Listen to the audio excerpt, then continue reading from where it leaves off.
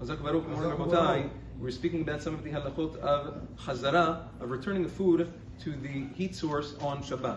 Now, one of the conditions that we spoke about, or one of the details that we spoke about, is that there is a difference between solid foods and liquid foods, in that solids have much less conditions. It can be completely cold, you can take it out of the fridge, according to Maran Zchanon V'Racha, and it can even be from the floor, meaning even if you're a Masiach Da'at, you can put it back on the platter or on the blech, that's perfectly fine. Whereas if it's a liquid food, if it's a soup or something of that nature, the halacha is that you need all of the conditions. It still needs to be yad soleded bo when you put it back. You can't have put it on the floor and things of and the other conditions. Now, there's a lot of controversy in halacha. What's considered a solid versus a liquid food? I'm not going to tire you now with all the poskim, all the shitot, but suffice it to say that according to the Shulchan Aruch, okay, the Shulchan Aruch says that anything that is rov yavesh, anything that is a majority solid, even if it has a minority of liquid, it's considered a solid food, and therefore all of the halachot of a solid food apply to that, in that even if it's cold, you can put it back, v'chule.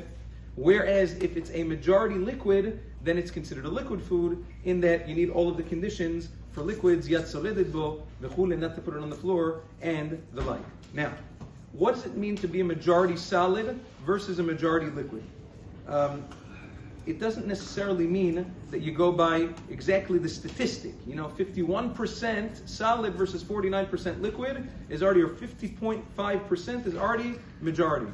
It doesn't work like that. Nobody's making a scientific experiment to see exactly how much solid there is. Rather, the appropriate way to gauge this is as follows.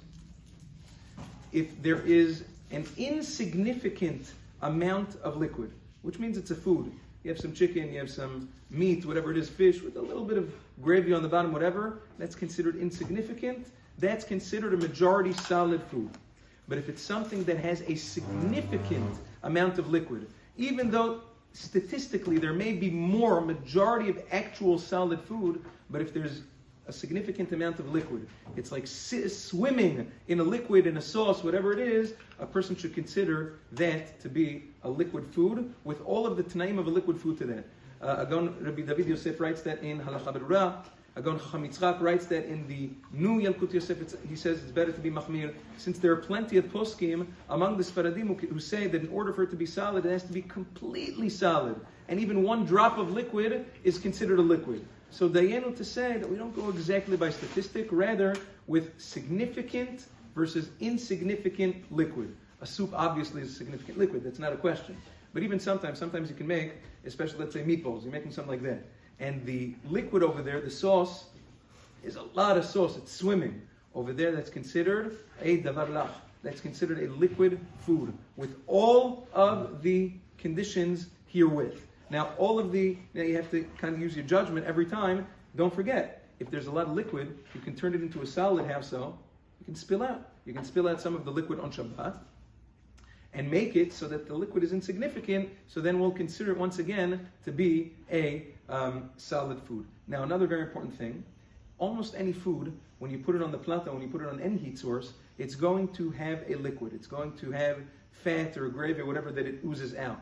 Now, sometimes it can be even a lot. How do you look at that? The poskim say that you look at every food at room temperature. If a food at room temperature is solid, even though when you put it on the plata, it's going to, the fat inside or the liquid inside is going to liquefy, nevertheless, it's considered a solid food. There's almost no food under the sun that won't liquefy when you put it onto the plata. Nevertheless, you look at it at room temperature. That's what determines whether it's solid or liquid. Be'ezrat Hashem, tomorrow we'll discuss. There are certain ways, according to the Abi Almir, that a person can heat up permissibly a fully cooked liquid food on Shabbat as well. Stay tuned tomorrow. Yom Tov.